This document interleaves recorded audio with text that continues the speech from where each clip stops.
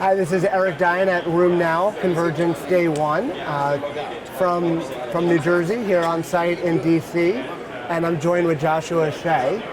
So Joshua is a sophomore in high school who did a fantastic job and contributed a poster presentation, Abstract 474. So I wanted to hear a little bit tell me about your study.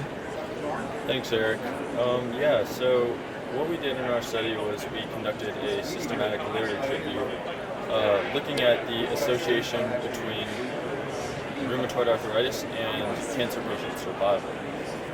So to start this process, we conducted a search within 3 databases and collected a total of about 2,000 studies, and between myself and 2 of my colleagues, we narrowed this down to 10 relevant studies to our question, and from those 10 studies, we abstracted data from them, and then my mentor, Dr. Hsieh, she helped us line up our abstractions, and from this data we found that due to the heterogeneity and small number of studies, we couldn't do a meta-analysis on these studies.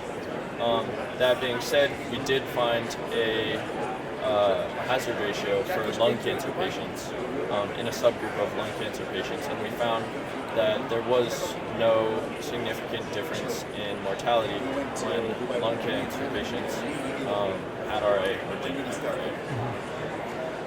Yes, I saw that the hazard ratio was 1.04, so essentially no difference in survival.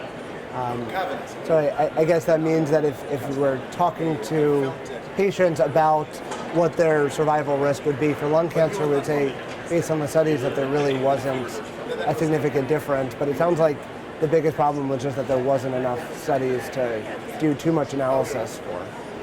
Yes, that's correct. I think one of our main takeaways from the study was that since there weren't very many studies out there and they were very conflicting, it shows the necessity for future large-scale studies that look at this association between rheumatoid arthritis and cancer. Mm-hmm. So I think it really stresses that importance for the future.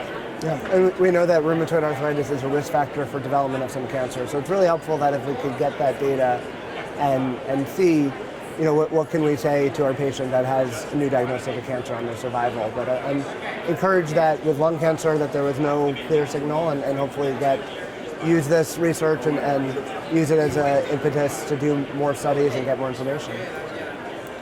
Thank you very much. It's wonderful to have a high school student here with us, and really phenomenal that you're on it. So hopefully college and hopefully medicine, that we can get you in the fold into the rheumatology field early. The best of luck with your training. Thanks, Eric.